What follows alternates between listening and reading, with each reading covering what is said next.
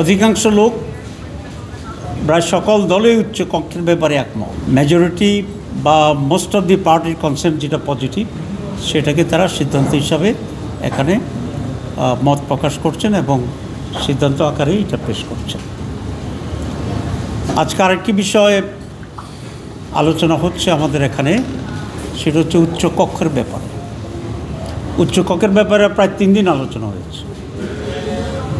অধিকাংশ লোক প্রায় সকল দলই উচ্চ কক্ষের ব্যাপারে একমত, কিন্তু পদ্ধতিগত বিষয়ে একটুখানি ডিফারেন্স হচ্ছে।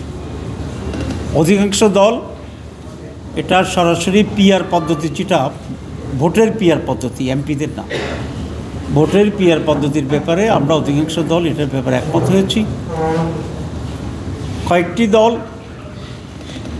কমিউনিস্ট পার্টি সহ, তাদের দাবি ছিল গত 20 বছর ধরে পিআরের জন্য, কিন্তু হঠাৎ করে তারা বলল যে তারা এখন পিআর চায় না। আর বিএনপি সহ কয়েকটি দল বলেছে তারা উচ্চকক্ষ চায়, কিন্তু তারা পিআরে চায় না, পার্লামেন্ট মেম্বারদের ভোটে যেটা হবে তার প্রপোর্শনালিটি চায়। তো যেহেতু অধিকাংশ সদস্যই আপার হাউস চায় এবং ভোটের পিআরের ভিত্তিতে চায়, আমরা আশা করি কমিশন বলেছে তারা বিরতির পরে এখানে ফাইনাল ডিসিশন দেবে এবং সেটাই ডিসিশন হবে বলে আমরা আশা করি, এবং সেটা হওয়া বাঞ্ছনীয়। এক হচ্ছে যেহেতু অধিকাংশ চায়, যেহেতু দেশের জন্য এই নতুন পদ্ধতিটি এক্সপেরিমেন্টালি এটাই হবে। আপনি এটা জানেন যে বাংলাদেশ জামাত ইসলামী, ইসলামী আন্দোলন, এনসিপি, আমাদের গণ অধিকার পরিষদ সহ এবি পার্টি, সবগুলো ইসলামী দল, আমরা সকলেই একটা পূর্ণাঙ্গ পিআর চাই। সেটা হচ্ছে লোয়ার হাউসেও পিআর, আপার হাউসেও পিআর। কেন চাই এটা আরেকদিন ব্যাখ্যা দিয়েছিলাম যে 54 বছরে ট্র্যাডিশনাল পদ্ধতিতে যে নির্বাচন হয়েছে বাংলাদেশে, সেই নির্বাচনে আমাদের কোনো সুখকর স্মৃতি নাই। এখানে দলীয়করণ হয়েছে, দখল হয়েছে, পলিউশন হয়েছে, রিগড ইলেকশন হয়েছে, দখল হয়ে গেছে, ভোটারবিহীনভাবে ঘোষণা হয়েছে, রাতের বেলায়ও নির্বাচন হয়েছে দিনেরটা। সবটা মিলে আমরা মনে করি যে সারা বিশ্বে এখন অ্যারাউন্ড 90 কান্ট্রিজে পিআর আছে। এটা starting from Africa to Europe, America, Asia, in every continents of the world এটা আছে। এটাকে এইভাবে বিভাজন করার সুযোগ নেই যে গরিব দেশে আছে, ধনী দেশে নেই, হোয়াইটদের ভিতরে আছে, ব্ল্যাকদের ভিতরে নেই, কারণ অল ওভার দি ওয়ার্ল্ড এখানে একটা এক্সপিরিয়েন্স আছে। এবং প্রত্যেক বছরেই 2-1টা দেশে নতুন করে পিআর পদ্ধতিকে তারা অ্যাডপ্ট করতেছে সে সমস্ত জায়গায়। তো এখন হায়ার আপার হাউসে যে পিআর, সে পিআর তো আমরা বলেছি আমরা পিআর চাই, এবং সেই হিসাবেই অধিকাংশ দলও পিআরের পক্ষে আছে। আমরা আশা করি কমিশন বলেছে বিরতির পরে সিদ্ধান্ত দেবে এবং সেই সিদ্ধান্ত এখানে আসবে।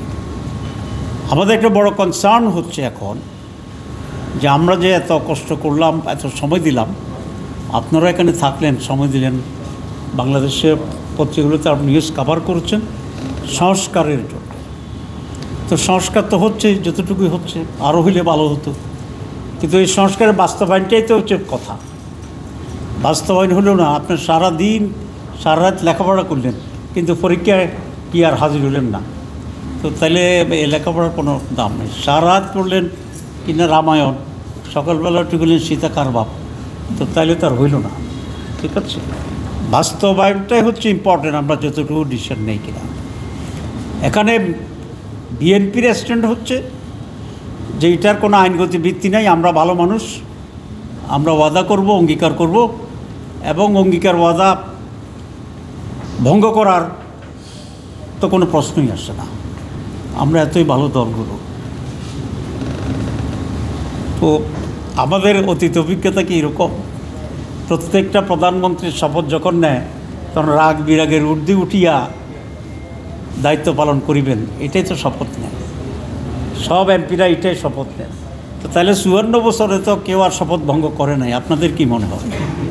তো যদি 54 বছরে শপথ ভঙ্গ করে একেবারে অফিসিয়ালি, তাইলে এখানে মাত্র আমরা গুডউইলের ভিত্তিতে অঙ্গীকারবদ্ধ হওয়ার ভিতরে এটার কোনো যথার্থতা নাই, এবং এটা আমরা এতদিন যা কাজ করছি যদি এটা আইনি ভিত্তি না দেয় তাহলে এটি জিরো। এবং আমি বলেছি যে এটাকে আইনি ভিত্তি না দিলে যে জিরো হবে, সেই জন্য আমরা কমিশন এবং সরকারের বিরুদ্ধে কম্পেনসেট মামলা করব আমাদের সময় নষ্ট করার জন্য। আপনারা করবেন কিনা আমার সাথে? কষ্ট দেবো তো, এখন তো খেয়ে আসছি বলছি না, বেশি করবো।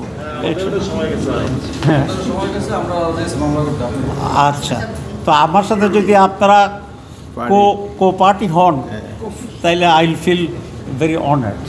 যদি না করে, আমরা পরিষ্কার বলেছি যে ইমপ্লিমেন্টেশন ইজ ইম্পর্ট্যান্ট। দুই হচ্ছে আইনি ভিত্তি হইলে তো ইমপ্লিমেন্ট হবে, এবং ফ্রম নাও অনওয়ার্ড, এখন থেকে এটা হইতে হবে এই গভর্নমেন্টের আমলে অবশ্যই, এবং ফ্রম টুমোরো ইফ পসিবল। আর যদি এই ভিত্তি না, কোনো আইনি ভিত্তি না থাকে, শুধু আমাদের এখানে গল্প গুজব আর খাওয়া দাওয়াটাই যদি মূল কথা হয়, তাহলে এই ধরনের কোনো সনদে সাইন করার না করার ভিতরে কোনো ডিফারেন্স নেই। ঠিক আছে, আমরা এই জন্য স্ট্রেস দিচ্ছি। আমি এটা কালকে অফিসিয়ালি রেজ করেছি, এটা ইমপ্লিমেন্টেশনের ব্যাপারে সুস্পষ্ট নীতিমালা ঘোষণা করতে হবে। আমাদের কথা খুব পরিষ্কার, যদি আইনগত ভিত্তি দেওয়া যায় তাহলে আমি দেবো না কেন? যদি দেওয়া যায় দেবো না কেন? তাহলে কালকেও বলেছিলাম, তাহলে অন্য কোনো মতলব আছে।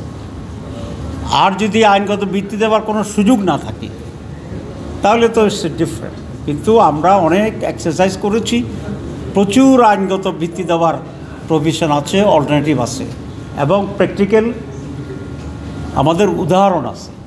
সুতরাং যারা বলছেন যে আইনগত ভিত্তি এখন দেওয়া যাবে না, এটা জাতিকে বিভ্রান্ত করার একটি খুবই দুঃখজনক এবং হীন এক ধরনের বক্তব্য বলে আমি মনে করি। এর চেয়ে আরও কঠিন শব্দ এখন আমার জিহ্বার আগায় আছে, কিন্তু সেটা রাজনৈতিক কাটিসির কারণে পারস্পরিক সম্পর্কটা যেন